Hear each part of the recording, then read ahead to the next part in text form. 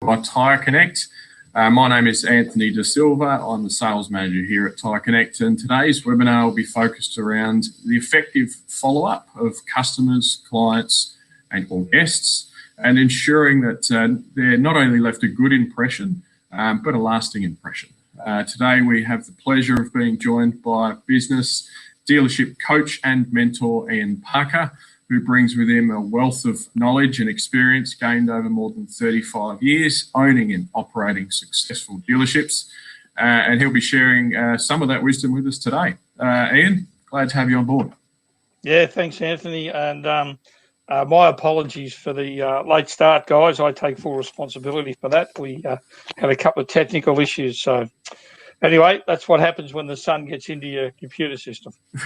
we shall soldier on.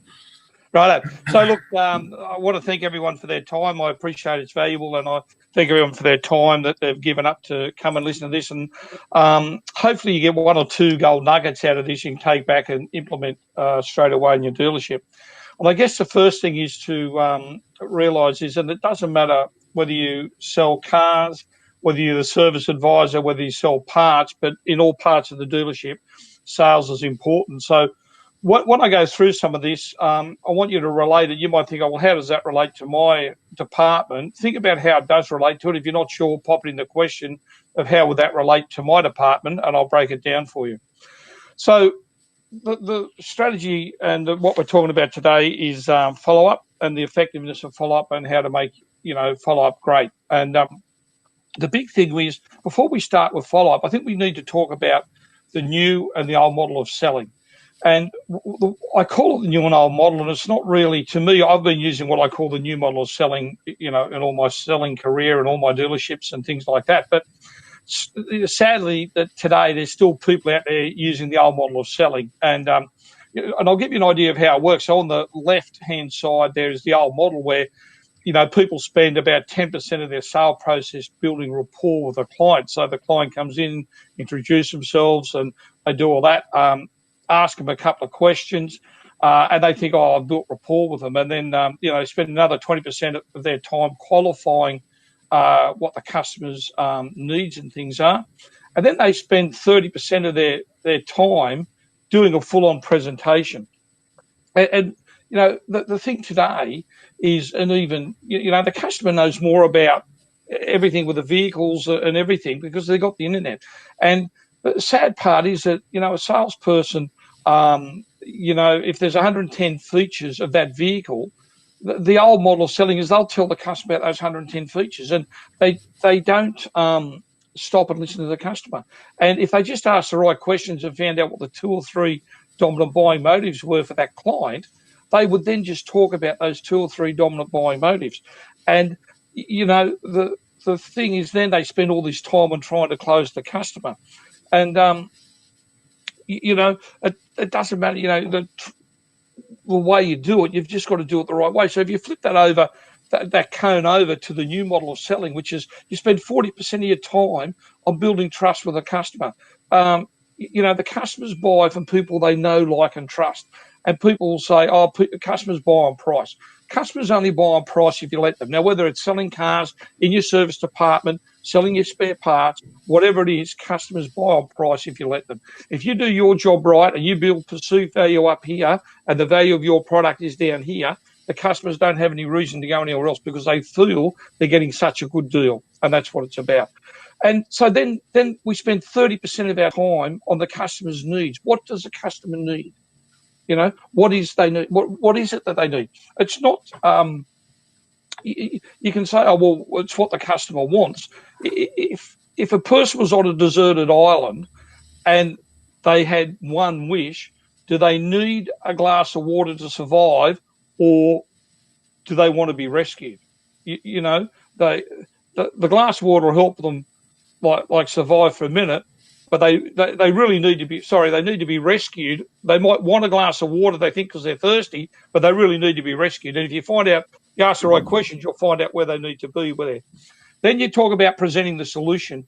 And, if you know what their dominant buying motives are or their main problem is, you only spend 20% of the time presenting the solution, because there's only 2 or 3 things that interest them or that worry them. And then, it's 10% of the time is confirming the sale. And, confirming the sale is, would you like to put your car in on Monday and get that work performed? Would you like to go ahead and do the paperwork on this new car? That's how easy it is to confirm the sale if you've built the value up here and the price is down here.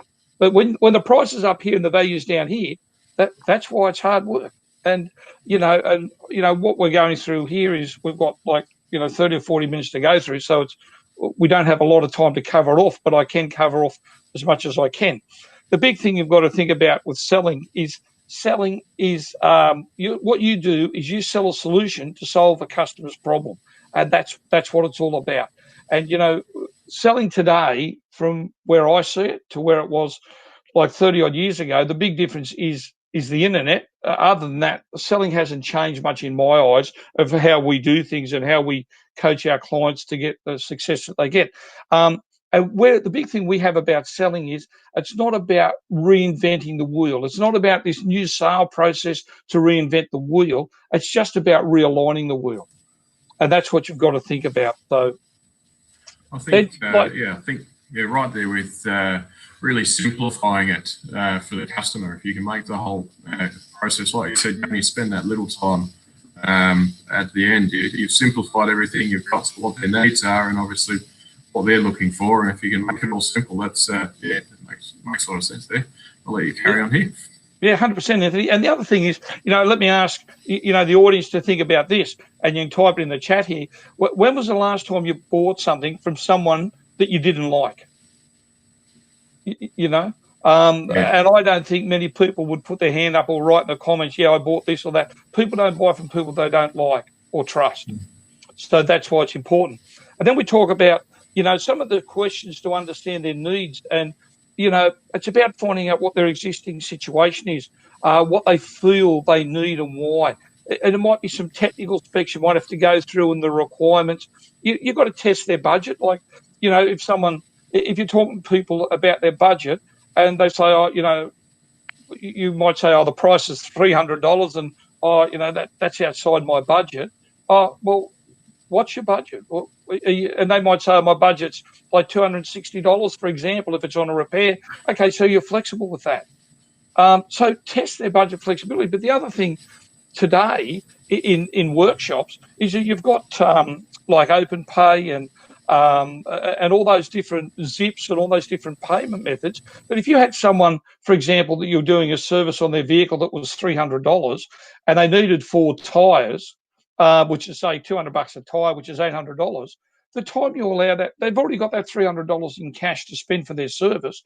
You can upsell them very easily by saying, when you ring them and say it needs tyres, and they're going to, this is a very short version of it, they're going to go, it doesn't fit my budget. I don't have the $800 today.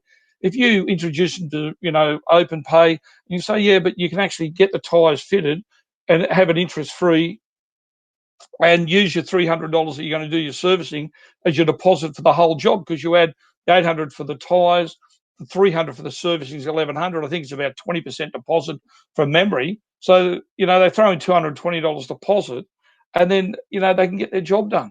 And that's, why it's important to talk about budgets and things. It's not and when you're selling motor vehicles, if someone says, my changeover's, 10 grand, so you're flexible with that if they're a payment buyer. So it's about asking the questions. If you don't ask a question, you won't ever get an answer. Find out who the decision makers are. Find out their time frame. Find out, if you're up against competition. If someone says, let's look at the service department. If they say, I can get that service done for $230 down the road. Okay. So have you been down the road to check what they will give you in that service? Oh, yeah, I have. Okay. So then my next question would be, so how was the experience?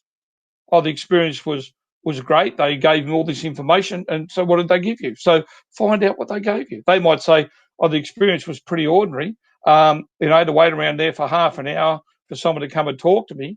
So how did that make you feel? It didn't make me feel real good at all. Tell me more. So it's about knowing the questions to ask to disturb them enough. All right. So, and it depends on what you do and you relate it to your business. Find out what options you've already considered. and bring up potential objections early. If you know that money's going to be a problem, bring up the open pay or the afterpay early. You know, you talk about resale value on their vehicle. Remind them that if it's in the service department, about genuine parts and how that protects the resale value of their vehicle. You might talk to them about things like, you know, the service costs, the downtime, you know, making a mistake by getting it fixed at the wrong place, the safety, the peace of mind of the warranty that you offer as a dealership. The big thing about when you're talking to customers and you're asking questions is you need to listen to understand and not to respond.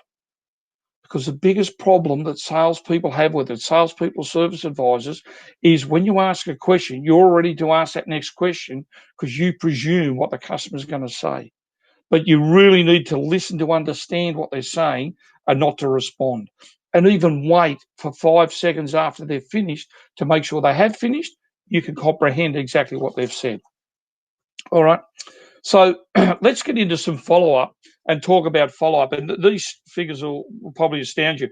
48% of salespeople, and whether salespeople, service advisors, it doesn't really matter, of salespeople never follow up with a prospect. 25% of salespeople, service advisors, make a second contact and stop. 12% of salespeople only make 3 contacts and stop, and only 10% of salespeople make more than 3 contacts. I was listening to a car sales webinar a few weeks ago, and they said on there that customers, clients, or guests that made inquiries on car sales about a vehicle never got followed up. 31.7% never got followed up within 24 hours. That's unbelievable. Unbelievable statistic of people like here dealerships are really looking for business, and 31.7% were not followed up within 24 hours. That's it's unbelievable, amazing. isn't it? Yeah. And you know, the amazing part is with follow-up is that people spend more time going out chasing new customers, dealerships and that chasing new customers, and they've got all these customers that come into their dealership and they're closing, say, 1 in 3, and there's 7, they don't know what's happened to them. What are they going out in the real world saying about their business? Instead of focusing on getting that close ratio up with the people that are coming in and working to people inside. Yeah, so, I guess that comes back to the reinventing of the wheel. It's not about that. It's, it's working with what you've got, isn't it? Yeah, exactly right, Anthony. And another thing to think about is I've gone into dealerships and, you know, I walk into the parts department and I see all these recall parts sitting on the shelf that are there to be fitted. And I'll say to the parts guys and the service manager, what are all these parts doing here? Oh, they're for customers that we've got to get in touch with them and get them in the dealership and get them fitted. And how often have you rang them? Oh, I tried them a few weeks ago and haven't heard from them, so I thought I'd try them again later. Like, that is just crazy. That there is so much cash flow tied up, so much work the workshop could be doing, you know, if it's not running at, you know, 100%, that it's just crazy. Like, so, you know, if there's 10 or 20 grand's worth of parts sitting there, you know, it's just a huge amount of your cash flow that's just sitting there because you've already paid the manufacturer for them. That's just sitting there because we don't follow up because we think, oh, we'll do it later, we'll do it later. And, you know, it goes for another thing. I was working in a dealership last year, and, you know, this ties in with the tyres, and they had about $30,000 worth of tyres in stock. And those tyres, some of them have been there for 12 months. And I said to the DP, why have you got 30 grand's worth of tyres in stock? Can't you order the tyres and get them in when you need them? Oh, yeah, we probably could. I said, you realise 30 grand's worth of tyres, if you break that down to 2 used cars that owe you $15,000 each, that you retail those, you turn those over twice a month, you know, just once a month per car. So that's twice, and you make an average of 3 grand a car.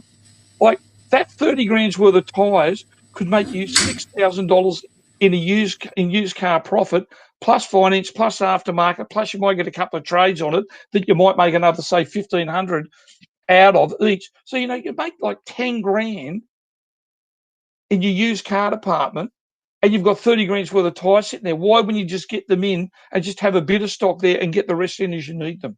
So, you know, it's about, that's another thing with cash flow. But the other thing is, if you've got that into used cars and you're selling them in used cars, you're also picking up happy customers. And, right? And creating future customers as well. Absolutely. You're not picking up happy customers having $30,000 worth of tyres sitting on the shelf, because customers aren't happy about that. There's no benefit in that for them. So that's just all follow up a bit, but it ties in with follow up and the cash flow.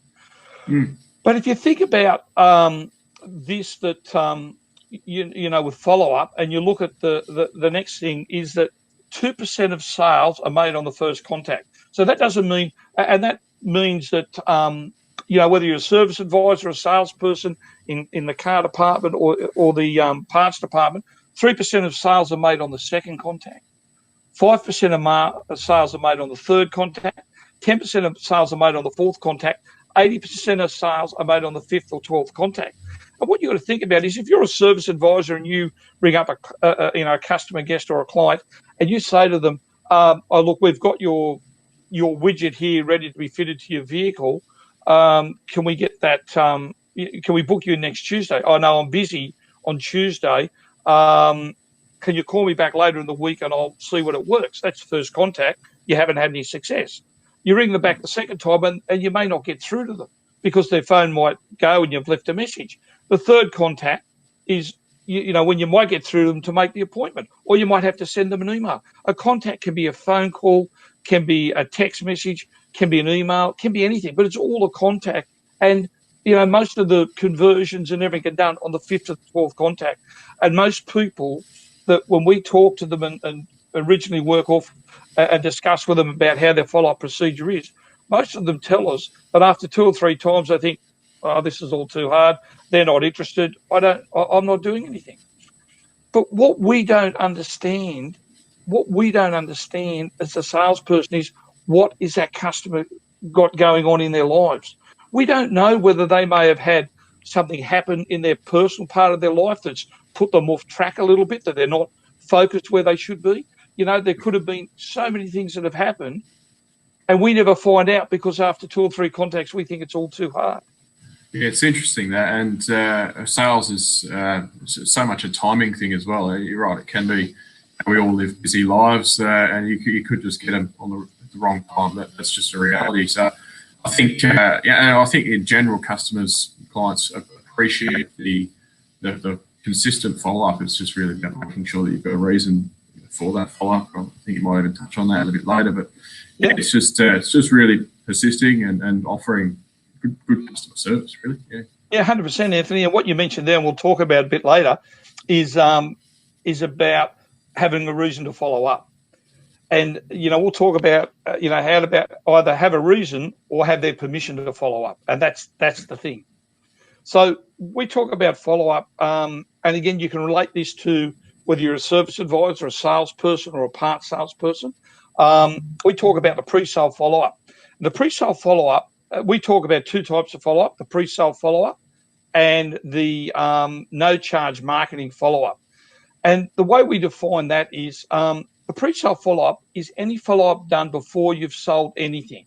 So it's from the first contact with a customer, guest or client, until they have purchased a product or a vehicle from you. So it's from the moment, so if you're a service advisor and they've made the online inquiry about booking their car in for a service, that is the first point of contact. And it's how you respond to that will depend on how the rest of that sale process goes. If it's made online from, you know, car sales or whatever, from an inquiry, it is how you respond to that that determines how the rest of that sale process goes. And that's important. And people don't understand that. And, you know, we talk about all the time in our process, it's about speed and convenience. It's the quicker you get back to that client, guest or customer, and explain to them what you can do for them and how convenient it is for you to do business, that is going to make the difference on whether you are, whether you're doing business or whether you're not doing business with them. You know, you leave it for 24 hours and they've been in touch with so many other people, it doesn't matter. Yeah. So then we talk about follow-up is one of the key areas that will determine our success. And a lot of people think, I don't have time to follow up. You know, you just got to make the time to follow up. You've got to dedicate time every day. If you've got parts sitting on the shelf there that are for clients for warranty to be replaced under warranty, You've got to set aside a time, half an hour every day. I'm going to follow up and book all these customers in. You've just got to set the time aside to do it, because it's not going to happen for you. All right. And whether you're following up on or not following up, either way, it's having an effect on your sales. So if you're not following up, it's having an effect because you're not booking work into your workshop, or you're not selling cars, or you're not selling parts. If you are following up, you're getting the work in your workshop, you're selling cars, and you're selling parts. So you decide on whether it's going to be successful or not, and no one else. It's all down to you. Then we talk about, how do we use pre-sale follow-up? And there's people out there, the salespeople, service advisors. I'll use the phone, the email, the text. Well, use video as well. Like, video is such a powerful way to follow people up. And don't rely on one method to stay in touch. Mix it up a bit. And a lot of CRMs today, you can send out, messages to their phone, which is an email from the CRM goes to a text to their phone. So, utilize the technology you've got today to mix it up and keep in touch with the clients. Always have a reason for following up. So, the reason for my follow-up today, Anthony, is I've got this widget to fit to your vehicle. All right? So have a reason for it. Why am I following up? The reason is be creative. And the big thing is never, ever give up on your follow-up. All right? Don't quit. And if the customer says, oh, it's all good, I've made a decision, I'm going to get my servicing done elsewhere, don't go, oh, well, thanks very much for your time, Anthony. If I can help you down the track, give me a call. Don't give up. Anthony, use a bit of empathy, permission, question. Hey, Anthony, I really appreciate you've made a decision to, get your car serviced down the road. Can I just ask you one question? Yeah, what's that, Ian? What would we have had to do different to have earned your business on this particular occasion? And they might say, sorry, what was that? No, so I was going to say it is a very good point, and it's about learning from. I mean, even like you said, you don't want to give up on it. It's about learning from there, and like you said, what the business can do to get that big business, or in future how they can improve. I'll let you continue on. Yeah, no, 100%. And the thing is, when they say, whatever the reason is that they're going down the road, if we could change what we've done in this, our method, if we could change that, if we could do that, if we could do this, could we earn the right to redo the servicing on your vehicle? Oh, and I've already made the commitment this time, but I'm happy to give you a go next time. All right, find out why. Don't just cop it that I'm not doing it. Keep asking questions on why. And be organised and have a follow-up process. That is also so important. Don't just say, I'll follow up today, but I'll do it next week. I might do it next month. Have a set time a day to follow up, whether it's for cars, whether it's for, the service advisors, whether it's your parts people or whatever. Have a set time set aside a day. We talk about, in our sales program, about day 0, 5-minute follow-up. So what we're saying with that is if a client has been into our dealership and have looked at a vehicle, within 5 minutes of them leaving the dealership, we send out a thank you text. Thank you, thanks for your time. Great to meet you. My direct number is blah, blah, blah, blah, blah. If you have any questions, all right? There is no reason if someone has been into your dealership to get a quote on some work to be done on their vehicle, that you can't send them out a quick text. Thanks for your time. Great to meet you. My direct number is that. It's just a quick thing because they go, wow. How many other businesses do it? How many people, are sending out a 5-minute follow-up straight after someone's been in to thank them for being into the business? It's a real professional touch as well. Just touching on, just had a question come through, and we do welcome any questions. There is a little Q&A mode down the bottom right of your screen, so welcome any questions for anyone. We'll try and get to them throughout the webinar, but we'll have a Q&A sort of session at the end to address anything that we've got there. But so yeah, like I said, very professional. Yep. So what if we don't have the time for the 5-minute follow-up text? You will make the time. Like if it's a new client or it's a big job or whatever, you will make the time. It doesn't take 5 minutes. Most of those can be either set up in your CRM system or your DMS system, or they can be cut and pasted and done. So they really don't take too long to do. You can have them done in 20 or 30 seconds and send them out. And not having a time not having the time to do something that's going to create income is just an excuse. So, we can all make the time to do anything if we can find the advantages in it for us. Yeah. And look, it's one of those things. It's a 1%er at the end of the day, isn't it? I mean, if it takes very little time, and you do that 100 times, you'd probably be amazed at how that little change could make such a big difference. Yeah, 100%. And you think about it, someone saying, I don't have the time to do that. That time it took them to say, I don't have the time to do it, is the time it would take them to send that out on the phone. Yeah. You know what I mean? Like that's how simple it is. So, the other thing we talk about, and now, again, we've got to relate this to service advisors, and you look at the salespeople and whether you sell parts and that as well. But it's the same day first call back. So, it might be if they were in looking at a vehicle, it might be thanking for the opportunity. It was a pleasure showing you the ABC vehicle. Do you have any questions about what we went through today? Did I miss anything? On a scale of 1 to 10, how would you rate the experience? And what do you see as the next step? Now, if it was let's say you're a service advisor and you provide a quote for, let's say, tyres, you might find, look, thanks for the opportunity today. I provide you that quote on the tyres. Do you have any questions about what I went through with the tyres, the size, and everything? Is that going to meet your requirements and everything? Did I miss anything? On a scale of 1 to 10, how did you rate the experience? What do you see as the next step? Like, how often do we actually ring and ask them on that day? And again, I know we're time poor, so I'm not saying we do that for the $10 jobs, but for the bigger jobs, we need to make the time to follow them up, because if we don't, they're going to end up at the local Ultratune or whatever down the road. So you've got to provides a bit of clarity as well, I think, for not just the customer, but for the dealership themselves as well. They know where they stand, and it's another small thing that could open up to another opportunity down the track. Absolutely, and you've got to look at the fact, Anthony, with that small fish are sweet. It might start off as a $10 job. It could end up into a $50,000 new car.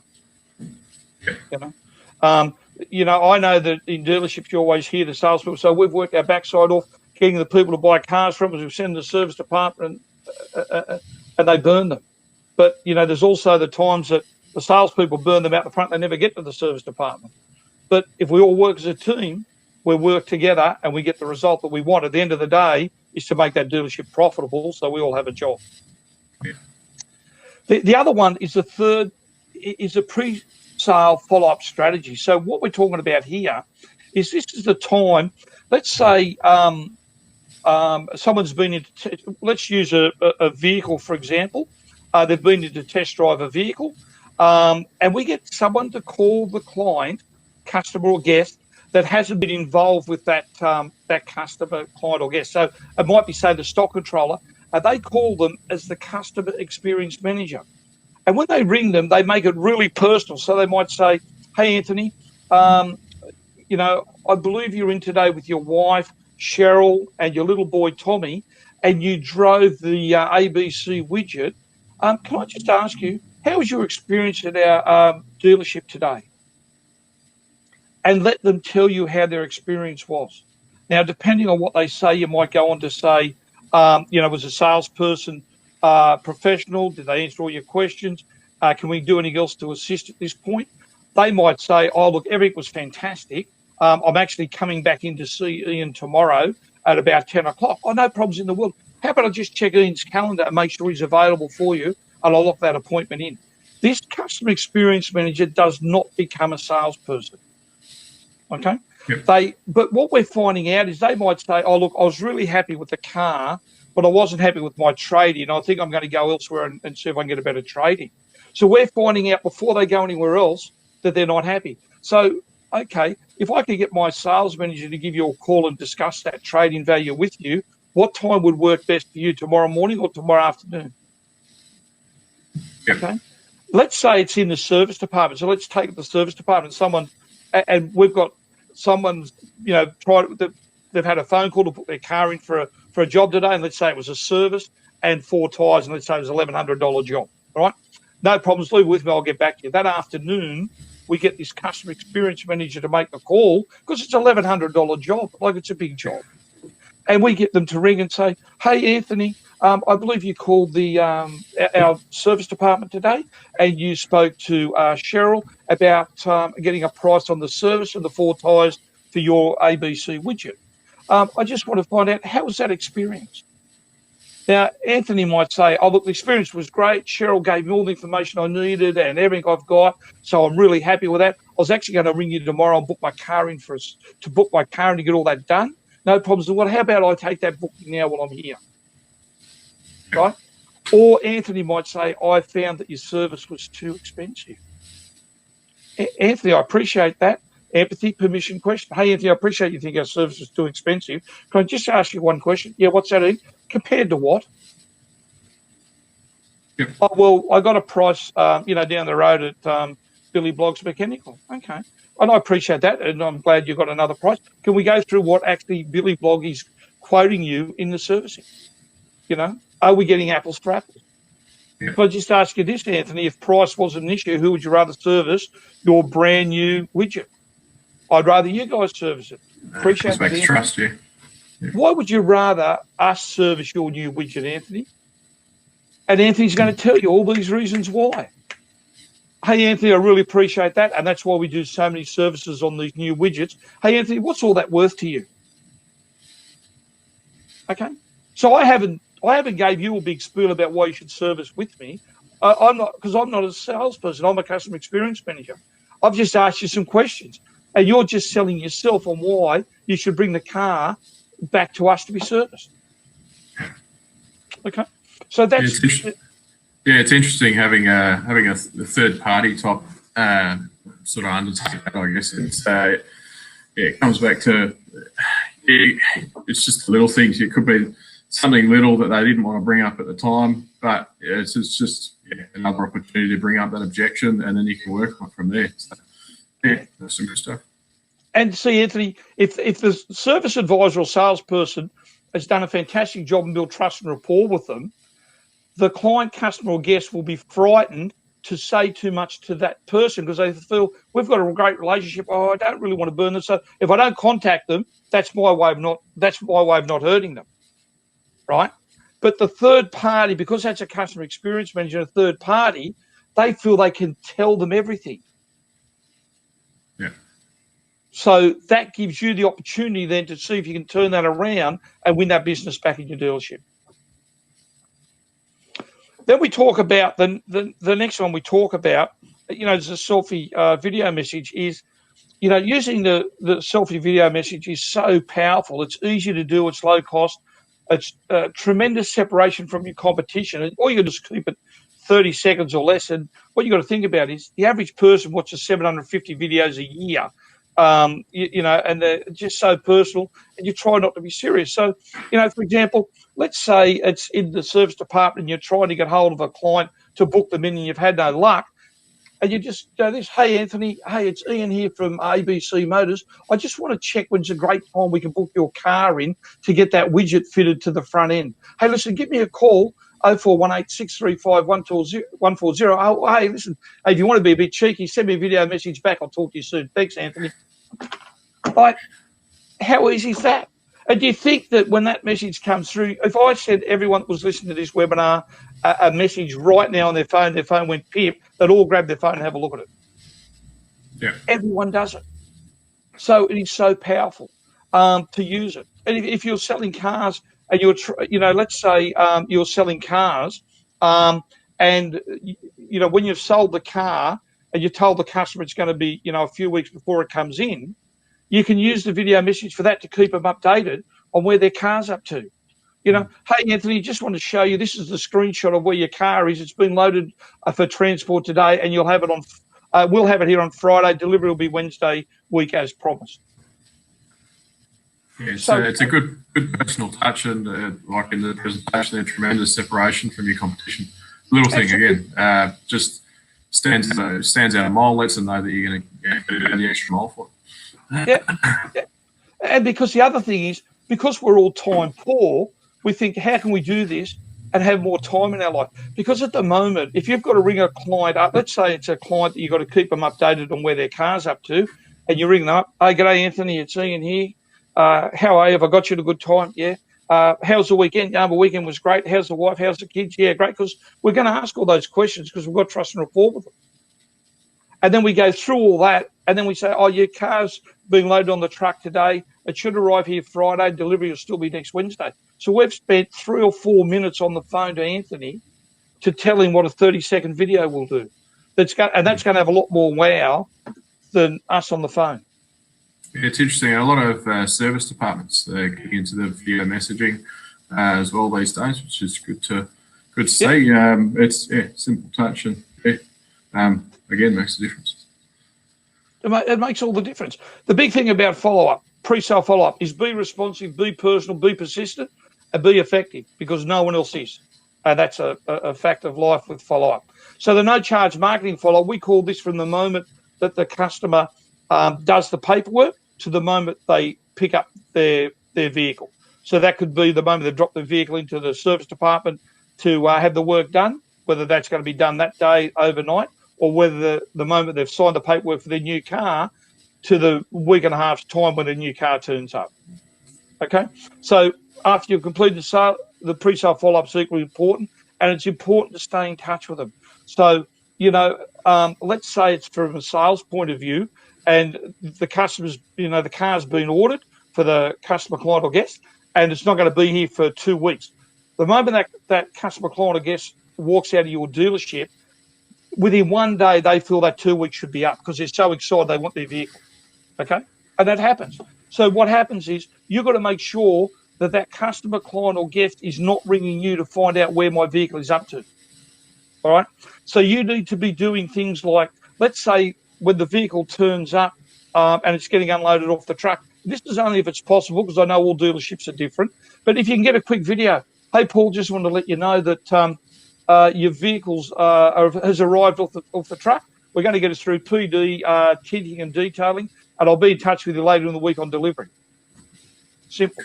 And I guess that extends to even what you touching on parts a lot earlier. Might have a better time on a part. It can be that simple, just to check in, make them feel as a valued client. Absolutely. Imagine if you've got someone booked in to get their tyres fitted tomorrow, and you just want to confirm, and we confirm that we either pick the phone up and confirm that they're coming in to get their tyres fitted, or we send them a text or email. But a quick video. Hey, Anthony, just want to let you know your tyres have just arrived, and I'm looking forward to seeing you in the morning and have them fitted into your vehicle. Simple.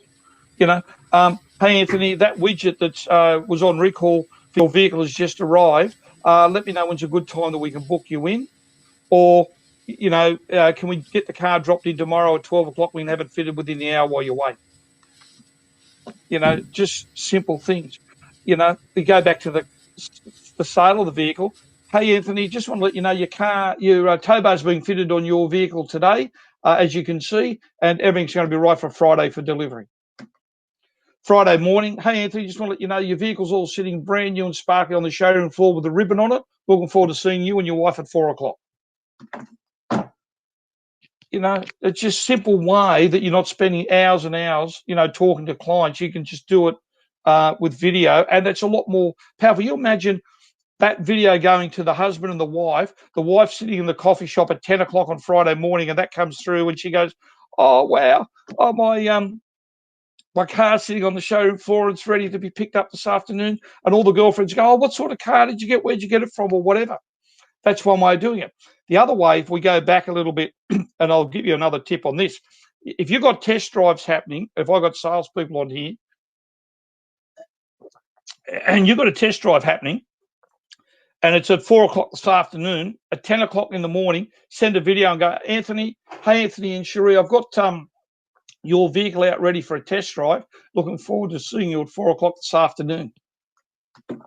Imagine if Cherie is sitting at a coffee shop with all her girlfriends. That comes through, and she says, oh, what was that? Oh, I'm just going to take this car for a test drive at 4 o'clock this afternoon. Oh, what sort of car is it? Bang, bang, bang.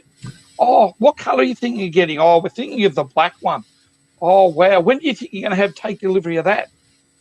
It creates excitement, doesn't it? Oh, well, depends on the deal, but hopefully by Friday, this customer, client or guest is selling themselves before they've even come in for the test drive. She's creating a thing with her friends that she's buying a new car. How much easier does that make for the salesperson that she's already told everyone I'm buying a new car?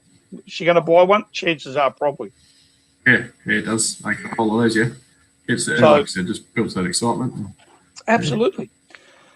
So then we talk about, video testimonials, written testimonials, and it's really important that we, if you do everything right in the no charge marketing follow-up, video testimonials are easy, written testimonials are easy, Google reviews, Facebook reviews. Because at the end of the day, 100% will research you first online before getting in touch with you. So they'll go looking around the internet and everything to find out about you before they get in touch with you. Word of mouth is 100% gold. Referrals will become much easier if you do it right when you do the delivery. GP will go up because the level of trust is already established. Just on this one, Ian, a bit of a question around this. I think Google reviews, the internet online reviews, it's never been bigger. Obviously, it's a massive part of their world. Everyone does do their research. I guess question on this one: how would you, from a dealership perspective, how would you create a better culture around that? I feel like sometimes not. Yeah, it's the ideal scenario is that everyone at the dealership, is asking for reviews, and it's there's got that sort of culture about it. In your experience, how do you find it? Would you find a good way of implementing that culture and making it felt across the board? Well, we actually KPI'd our salespeople and our service advisors on reviews as part of their package plan. So what we did, and it was a debit credit system. So if they got good reviews, they got, X amount of dollars. And if they had bad reviews, and providing they had no control over the bad review, they weren't penalised. But if it was because of something they did, it was a debit credit system. So at the end of the month, they could either get a bonus for reviews or they were getting nothing because of what it was. So the incentive was there for them to do their reviews. And to get a good review, all you're doing is doing your job correctly. Nothing else. Other than just doing your job correctly is all you got to do to get a good review. And that's what we spoke to them about, and it worked. The other thing is that, I can go onto dealerships and you go to their Google reviews, and the amazing part is that if they've got a bad review online, is they don't do anything about it. They don't address it. And we talk about how to address bad reviews online and what to do if you get a bad review online. If you go to my YouTube page, I've got a video on there on what to do if you get a bad review online and how to handle it. And it's a 60-second video. It's not, you don't have to sit there for an hour to listen to it, how to fix it. We tell you in 60 seconds how to fix it. Yeah. So, that's important. If you get a bad review, don't lie down in the fetal position and think the world's finished. Like deal with it, fix it, and move on. And if people can see that you've taken charge of that bad review and you are fixing it, then they'll think, I'll deal with them. Okay.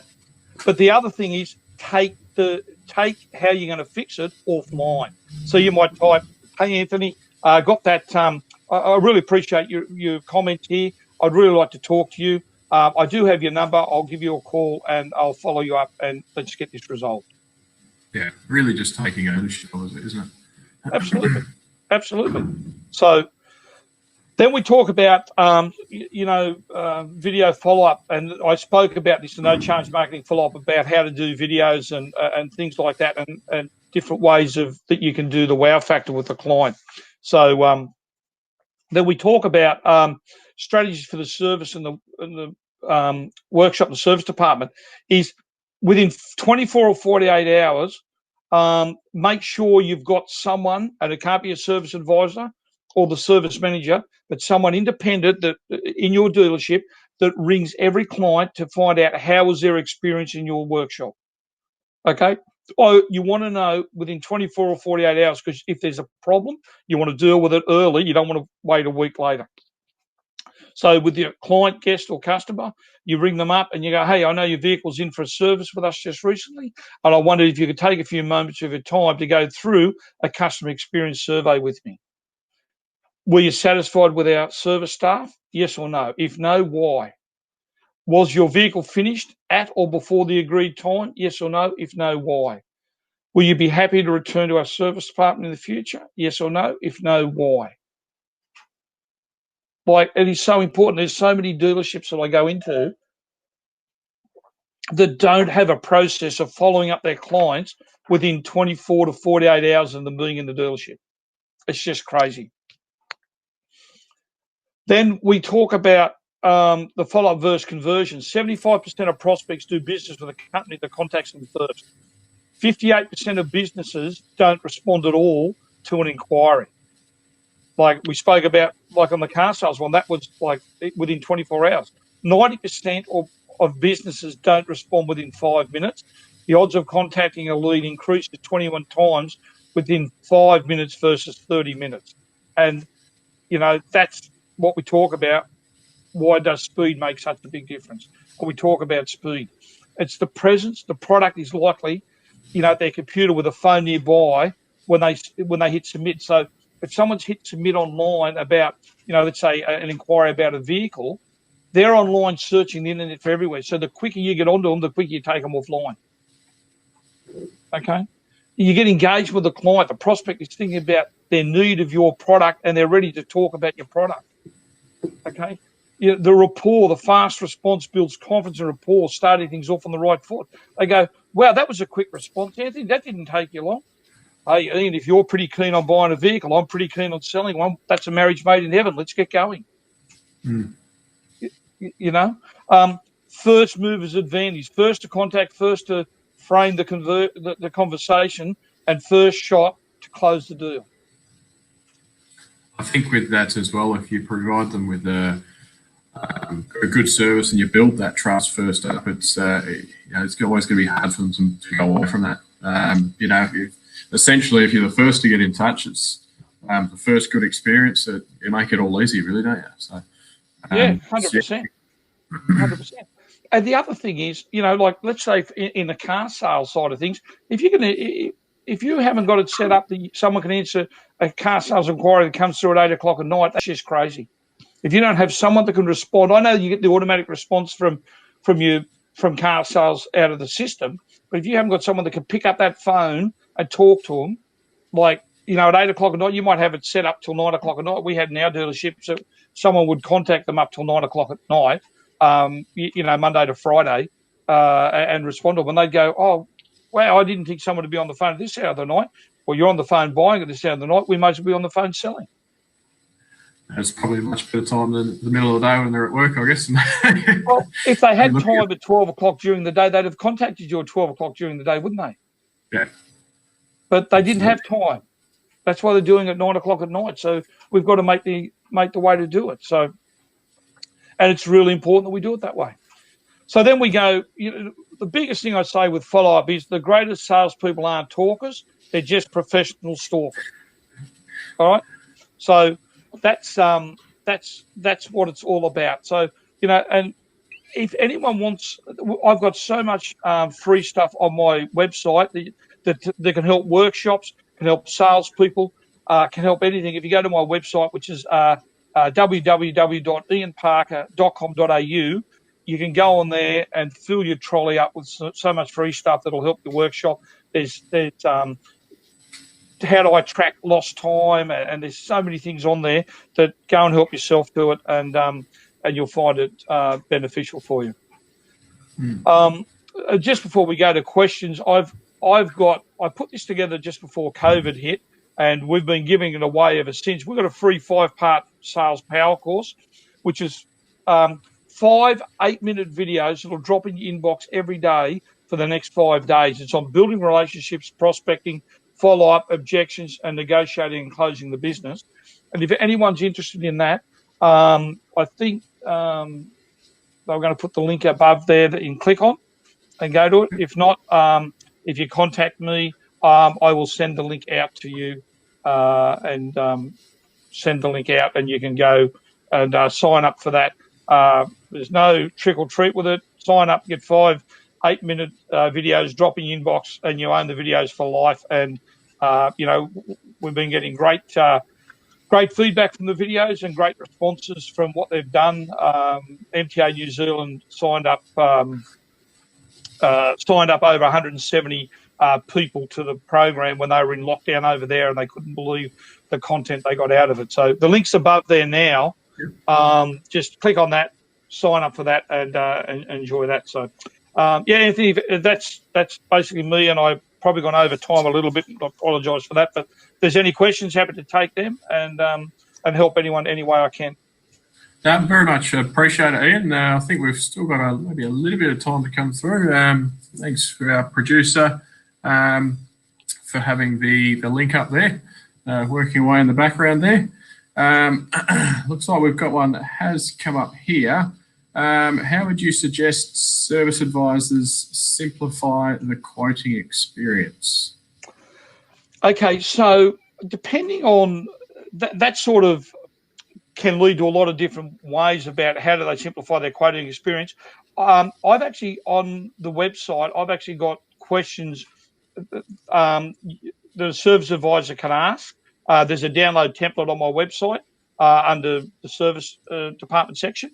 But depending on, if you ask the right questions early, that'll make the quoting experience, it'll cut down the quoting experience and simplify it because you'll know exactly what the client wants. Yeah. Okay, so if you ask direct questions, you get direct answers. You ask wishy-washy questions, you get wishy-washy answers, and that's going to make it harder and that's why the quoting experience takes longer and doesn't work as well. But depending on what they mean with that and how they mean, it depends on how that can be answered because there's so many variables with that question. But I'm happy.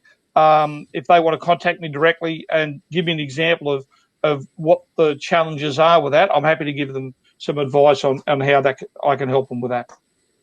Yeah, I think that also, of what you're saying there, just ties back to that old versus new style of selling, doesn't it? I mean, it's spending a lot more time identifying the needs of the client as opposed to spending a lot of time on the presentation side of it.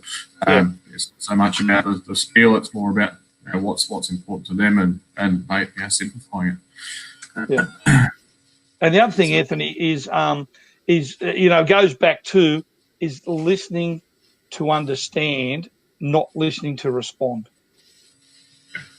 And that's the big thing, is because if you're understanding what their problems or concerns are, and it's easy to come up with a solution. But if you're thinking about just responding to their answer, then it's a lot harder. Yeah, definitely. Looks like we've got might have another question coming through. So I just seen that. Looked like it was there. So but as I said, like anyone wants to talk to me direct, they can contact me direct. You can find me on LinkedIn, or my contact details are on my website, and I'm happy to answer any questions, or if they want to run some scenarios by me, I'm happy to give them the time and answer those and help them out with that. So, no, definitely a lot of good points to take out of today. A lot of, like I said, a lot of simple things that you can do to differentiate yourselves from your competition. And it is, in the current environment, I suppose there's never been more competition around. Customers are more experts now than they ever have been. So definitely is the small things. Looks like that might be a wrap on the questions. But obviously we can funnel any of those that come through after the piece, and the webinar is obviously all recorded and will be re-shared out for everyone to watch later in their free time. But on the behalf of TyreConnect, I want to thank you, Ian, for your time this afternoon. No worries, and Anthony. hopefully our audience out there gets, like you said, a couple of gold little nuggets to take away from them that can hopefully improve their dealership business.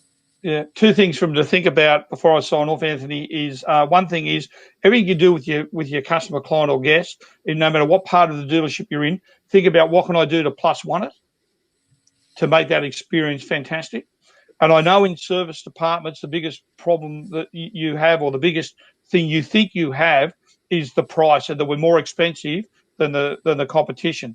But if you tell your customer, client, or guest, you give the world's best experience, and you say to them, "We are not the cheapest at servicing your vehicle, but if you want the best value for money service anywhere in town, then bring your vehicle to us because we're the answer." All right. Definitely sounds good. Well, once again, thank you, Ian, for running us through today, and thank you to all our attendees that took the time to sit in and listen today, and also to everyone who listens with the shared link later on. Cheers. All right. Thanks, Andy. Talk soon. Thanks, then.